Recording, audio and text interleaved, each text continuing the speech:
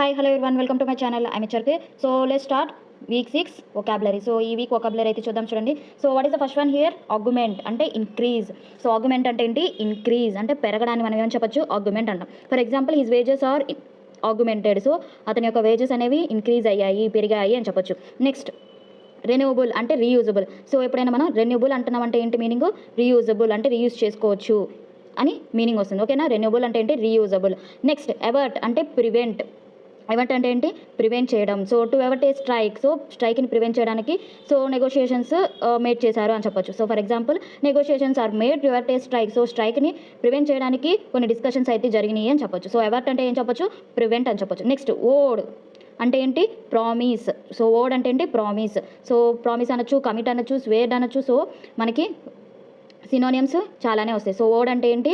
Promise చేయడం. ఓకేనా? So I స్వేర్డ్ అంటాం. సో అట్లానే ఐ ఓడ్ కూడా అనొచ్చు. ఓకేనా? నెక్స్ట్ ఎండోర్స్ అంటే సపోర్ట్ చేయడం, అప్రూవ్ చేయడం. సో ఇట్లాంటివన్నీ మనం ఏం చెప్పొచ్చు? Endorse. For example the report was endorsed by the college. So college వాళ్ళు ఆ రిపోర్ట్ని అప్రూవ్ చేశారు, సపోర్ట్ చేశారు అని మీనింగ్ వస్తుంది. ఓకేనా? ఎండోర్స్ అంటే ఏంటి? సపోర్ట్ చేయడం. నెక్స్ట్ రిస్ట్రెయింట్ అంటే రెస్ట్రిక్షన్, కంట్రోల్ చేయడం, లిమిట్ చేయడం. సో ఇట్లాంటివన్నీ మనం ఏం చెప్పొచ్చు? రెస్ట్రెయింట్ అనొచ్చు. ఓకేనా? రెస్ట్రిక్షన్. ఓకేనా? నెక్స్ట్ ప్లంజ్ అంటే పుష్ క్విక్లీ అంటే త్వరగా నెట్టడం, త్వరగా పెట్టుకోవడం. సో ఇట్లాంటివన్నీ. For example he plunged his hands into his pockets.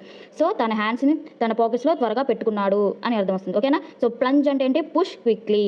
Next పర్సువేడ్ అంటే ఏంటి? కన్విన్స్ చేయడం లేకపోతే ఇన్ఫ్లుయెన్స్ చేయడం. సో ఒకరిని మనం కన్విన్స్ చేయడానికి కానీ ఇన్ఫ్లుయెన్స్ చేసేటప్పుడు సో అప్పుడు ఏం చెప్పొచ్చు? పర్సువేడ్ చెప్పొచ్చు. For example I పర్సువేడెడ్ him to do. So ఆ పని చేయడానికి నేను అతన్ని నచ్చ చెప్పాను. ఓకేనా? సో అట్లా అనమాట. నెక్స్ట్ బ్యాక్లాష్ అంటే రియాక్షన్స్. సో ఏదైనా సిచ్యువేషన్ జరిగినప్పుడు దాని యొక్క రియాక్షన్ మనం ఏమనొచ్చు? బ్యాక్లాష్ అనొచ్చు. For example A public backlash against something. So కొంత సిచ్యువేషన్లో సంథింగ్ సిచ్యువేషన్లో పబ్లిక్ రియాక్షన్ అనేది ఇలా ఉంది. ఏ పబ్లిక్ బ్యాక్లాష్ అనొచ్చు.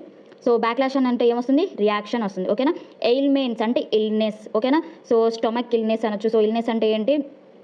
సో రోగాలు. సో పెయిన్స్ అనొచ్చు. సో ఇలా ఎయిల్మెంట్స్ అంటే ఏంటి? వ్యాధులు. సో తెలుగులో చెప్పాలంటే వ్యాధులు. సో ఎయిల్మెంట్స్ అంటే ఏంటి? ఇల్నెస్ అని చెప్పొచ్చు.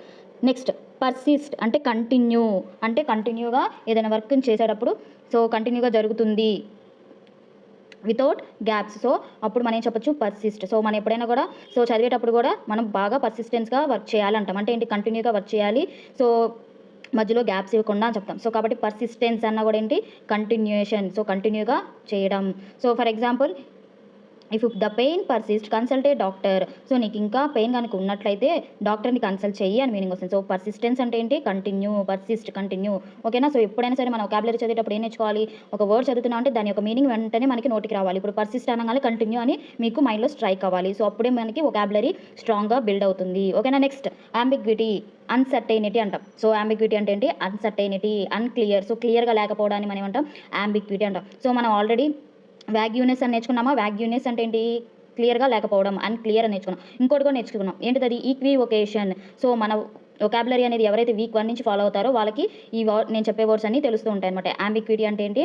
Uncertainty, unclear, vagueness, equivocation. So same meaning but మనకి డిఫరెంట్ వొకాబులరీ అనేది వస్తూ ఉంటాయి. సో వొకాబులరీ మనం అంత స్ట్రాంగ్గా బిల్డ్ చేసుకోవాలి. సో కాబట్టి మనం ఒక వర్డ్ చదువుతున్నామంటే ఈ వర్డ్కి సంబంధించి ఆల్రెడీ చదివామే అని గుర్తుకు రావాలి. ఇప్పుడు మనం ఏం చెప్పుకున్నాం? అంబిగ్విటీ అంటే అన్సర్టైనిటీ, అన్క్లియర్ అని నేర్చుకున్నాం కదా. సో కాబట్టి ఆల్రెడీ మనం ఏం నేర్చుకున్న వాటిలో అన్క్లియర్ అని ఎక్కడ వస్తుంది? ఈక్వివొకేషన్, వ్యాగ్యూనెస్ అని నేర్చుకున్నామా? సో అట్లా అనమాట. సో ఆటోమేటిక్గా అన్క్లియర్ అని రాగానే వాటి యొక్క వర్డ్స్ అనేవి మనకి గుర్తుకొచ్చాయి కదా. సో అట్లా అనమాట. సో నెక్స్ట్ ఎగ్జాజర్బేట్ అంటే వర్సన్. సో ఏదైనా సిచ్యువేషన్ ఆల్రెడీ బ్యాడ్ సిచ్యువేషన్లో ఉన్నా దాన్ని ఇంకా వర్సన్ చేయడం. సో దాని యొక్క తీవ్రతను ఇంకా పెంచడాన్ని మనం ఏమంటాం?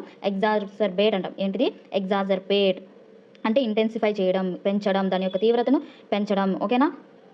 His allergy was exacerbated by the dust. తన యొక్క ఎలర్జీ అనేది డస్ట్ వల్ల ఇంకా ఎక్కువైంది. సో ఇంకా ఎక్కువైంది అనే సిచ్యువేషన్లో మనం ఏమి యూస్ చేయొచ్చు? ఎగ్జాజర్బేట్ అని యూస్ చేయొచ్చు. ఓకేనా? నెక్స్ట్ ఓవర్సీ అంటే సూపర్వైజ్ చేయడం, అంటే మేనేజ్ చేయడం, మానిటర్ చేయడం, అడ్మినిస్ట్రేషన్ చేయడం. సో ఎగ్జామిన్ చేయడం. సో ఇట్లా అనమాట. ఓవర్సీ అంటే ఏంటి? సూపర్వైజ్. ఓకేనా? నెక్స్ట్ బ్రింక్ అంటే ఎడ్జ్. సో బ్రింక్ అంటే ఏంటి? ఎడ్జ్, అంచున అనమాట. సో తెలుగులో చెప్పాలంటే అంచు. So he was on the brink of the war, తను ఆ వార్లో అంచుల దాకా వెళ్ళాడు. సో అట్లా అనమాట. సో నెక్స్ట్ అప్లాడ్ అంటే ఏంటి, ప్రైజ్ అంటే ప్రశంసలు ఇవ్వడం, పొగడ్డం. సో వీటిని ఏమంటాం, అప్లాడ్ అంటాం. నెక్స్ట్ ఎస్కలేట్ అంటే ఇంటెన్సిఫై. సో సేమ్ మీనింగ్ వస్తుంది మనకి ఎక్కడ చదివాము, ఎగ్జాజర్బేట్ దగ్గర. సో ఇట్లా అనమాట. సో ఎగ్జాజర్బేట్ అన్న కూడా ఇంటెన్సిఫై చేయడం, వర్సన్ చేయడం. సో ఎస్కలేట్ అన్న కూడా ఇంటెన్సిఫై చేయడం, ఇంక్రీజ్ అవ్వడం. సో ఇవన్నీ మనం నెగిటివ్ సిచ్యువేషన్స్లో యూస్ చేస్తూ ఉంటాం. సో వాటి యొక్క తీవ్రతను పెంచేవి అనమాట. ఫర్ ఎగ్జాంపుల్ ఎస్కలేట్ అంటే ఏం చెప్పొచ్చు, the price of the tickets are escalated. So tickets యొక్క ప్రైజెస్ అనేవి ఇంక్రీజ్ అయ్యాయి, పెరిగాయి అని చెప్పొచ్చు. ఇందాక ఆర్గ్యుమెంట్ అంటే ఏం చెప్పాము, ఇంక్రీజ్ అని చెప్పాం. అది కూడా ఇంక్రీజ్ అవ్వడం. బట్ ఏ సిచ్యువేషన్స్లో చెప్పాము, హిస్ వేజెస్ వర్ ఇంక్రీజ్డ్, హిస్ వేజెస్ వర్ ఆర్గ్యుమెంటెడ్. సో పాజిటివ్ సిచ్యువేషన్స్లో మనం ఆర్గ్యుమెంట్ అని చెప్పొచ్చు. సో ఏదన్నా అది పెంచడమే, ఇది పెంచడమే, అది ఇంక్రీజ్ చేయడమే, ఇది ఇంక్రీజ్ చేయడమే. బట్ మనం ఎక్కడ యూస్ చేస్తున్నాం అనేది ఇంపార్టెంట్. సో ఇప్పుడు మనం వొకాబులరీ నేర్చుకుంటున్నాము అంటే వాటి యొక్క మీనింగ్ తెలుస్తుంది. మీరు ఎప్పుడైతే రోజు ఎడిటోరియల్ చదువుతారో ఆ ఎడిటోరియల్లో మీకు ఏం తెలుస్తుంది, సో పలానా వర్డ్ ఇది చదివాను అక్కడ, సో ఈ మీనింగ్ వచ్చింది. సో అప్పుడు ఏం చేస్తాము, సో ఈ సిచ్యువేషన్లో, సో బ్యాడ్ సిచ్యువేషన్స్లో ఇలా వాడుతున్నాము, గుడ్ సిచ్యువేషన్స్లో ఈ వాడుతున్నాము అని మీకు తెలుస్తూ ఉంటుంది. సో వొకాబులరీ నేర్చుకుంటూ ఎడిటోరియల్ చదివినప్పుడు మీకు ఎప్పుడైతే ఈ వర్డ్స్ వస్తూ ఉంటాయో ఎలాంటి సిచ్యువేషన్స్లో యూస్ చేస్తున్నారు అని మీకు తెలియాలి. ఓకేనా. సో నెక్స్ట్ ఇంటర్సెప్టెడ్ అంటే ఏంటి, బ్లాక్ చేయడం, స్టాప్ చేయడం అంటే అడ్డుకోవడం అని మీనింగ్ వస్తుంది. ఓకేనా. సో ఎప్పుడైనా సరే మనం అడ్డుకోవడం, బ్లాక్ చేశారు, స్టాప్ చేశారు అన్న సిచ్యువేషన్స్లో ఏం యూస్ చేయొచ్చు, ఇంటర్సెప్టెడ్ అని యూస్ చేయొచ్చు. For example intelligence agencies intercepted telephone calls. So ఆ ఏజెన్సీస్ అనేవి టెలిఫోన్ కాల్స్ని బ్లాక్ చేశాయి, స్టాప్ చేశాయి అని. ఓకేనా. సో నెక్స్ట్ సావేజ్ అంటే ఏంటి, బ్రూటల్. ఓకేనా. Harmful, violent. సో ఫెరోషియస్ మనం నేర్చుకున్నామా, వైలెంట్ అని. సో అట్లా అనమాట. సావేజ్ కూడా ఏమొస్తుంది, వైలెంట్ అని వస్తుంది. ఓకేనా. నెక్స్ట్ రెయిన్ అంటే కంట్రోల్ చేయడం. సో రెయిన్ అన్న కూడా మనం control. He reigned in his horse, తన యొక్క హార్స్ని కంట్రోల్ చేస్తున్నాడు, గైడ్ చేస్తున్నాడు అని. రెయిన్కి ఏమొస్తుంది, ప్రపోజిషన్ ఇన్ వస్తుంది. ఓకేనా. Reigned in. ఓకేనా. సో రెయిన్ ఇన్ వస్తుంది. నెక్స్ట్ వెంజ్ఫుల్ అంటే రివెంజ్ఫుల్ అని అర్థం, లేదా హార్మ్ఫుల్. సో రివెంజ్ అని ఎక్కడ నేర్చుకున్నాం చెప్పండి, రిటాలియేషన్ అని నేర్చుకున్నామా. రివెంజ్ అంటే so retaliation, revenge. So revenge అన్న చదవగానే మనకి రిటాలియేషన్ కూడా గుర్తొచ్చింది అట్లా అనమాట. సో వొకాబులరీ అనేది అంత స్ట్రాంగ్గా బిల్డ్ అవ్వాలి మీకు. సో వర్డ్ చదవగానే వాటి యొక్క మీనింగ్ మనకి నోటికి రావాలి. నెక్స్ట్ మిజరబ్లీ అంటే సాడ్లీ. సో బాధాకరమైన సిచ్యువేషన్స్లో మనం యూస్ చేయొచ్చు, మిజరబ్లీ యూస్ చేయొచ్చు. ఓకేనా. నెక్స్ట్ ర్యాంపేజ్ అంటే wild rush. So wild rush.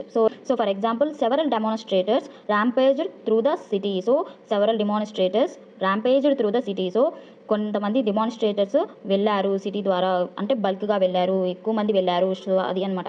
So wild rush అంటే ఏంటి, ఎక్కువ రద్దీగా ఉండడం. ఓకేనా. నెక్స్ట్ ఎన్క్లేవ్ అంటే రీజియన్, ఏరియా, టెరిటరీ. సో ఇలా ఎన్నో మీనింగ్స్ వస్తాయి. సో మనం నేర్చుకున్నామా ప్రొవిన్స్ అంటే ఏంటి, రీజియన్, ఏరియా అని. సో సేమ్ మీనింగ్ వస్తుంది. ఎన్క్లేవ్ అన్న కూడా టెరిటరీ, రీజియన్, ఏరియా అని వస్తుంది. నెక్స్ట్ వ్రెక్ హెవోక్. సో వ్రెక్ హెవోక్ అంటే ఏంటి, డిస్ట్రాయ్. సో మనకి ఎక్కువగా ఎగ్జామ్లో రిపీట్ అవుతూ ఉంటుంది ఈ వర్డ్ అనేది. ఏంటిది అది, రెక్ హెవోక్. సో ఎక్కువగా రిపీట్ అయ్యే వొకాబులరీ ఏంటి మనకి, రెక్ హెవోక్. సో ఎగ్జామ్లో మీరు గమనిస్తూ ఉండండి, ఈ వర్డ్ అనేది ఖచ్చితంగా వస్తూనే ఉంటుంది మీరు మాక్ టెస్ట్ రాస్తున్నప్పుడు. సో చూడండి, రెక్ హెవోక్ అంటే ఏంటి, డిస్ట్రాయ్ చేయడం, డిస్ట్రక్షన్ చేయడం. సో ఇలా అనమాట. సో నెక్స్ట్ డైమెన్ష్ అంటే ఏంటి, రెడ్యూస్, తగ్గించడం, డిక్రీజ్ చేయడం. ఓకేనా. నెక్స్ట్ స్పార్స్ అంటే ఏంటి, స్కాంటీ, స్కాటర్డ్ అనొచ్చు. సో అరుదుగా, అక్కడక్కడ అనొచ్చు. So for example areas of sparse population అంటే అక్కడ జనాలు తక్కువ మంది ఉన్నారు, అక్కడక్కడ ఉన్నారు. సో లైన్గా లేరు. సో ఒక గుంపుగా లేకుండా అక్కడక్కడ ఉండటం. సో ఇలాంటి సిచ్యువేషన్స్లో మనం ఏం చెప్పొచ్చు, స్పార్స్ అనొచ్చు. ఓకేనా. స్పార్స్ అంటే ఏంటి, scanty, scattered. So for example మీరు ఒక స్పాంజ్ కనుక నీళ్ళల్లో ముంచి గోడకేసి కొట్టారనుకోండి, మనకి అక్కడ వాటర్ డ్రాప్స్ ఎలా ఉంటాయి, స్కాటర్డ్ అవుతాయి. అంటే ఆ వాటర్ డ్రాప్స్ అనేవి అక్కడక్కడ డిస్పర్స్ అవుతాయి. సో అట్లా స్పార్స్ అంటే ఏమని చెప్పొచ్చు, స్కాంటీ, డిస్పర్స్ అవ్వడం, స్కాటర్డ్ అంటే అక్కడక్కడ విస్తరించడం అనమాట. నెక్స్ట్ వైప్ అవుట్ అంటే ఎలిమినేట్ అవ్వడం. సో వైప్ అవుట్ అంటే ఏంటి, ఎలిమినేట్ చేయడం.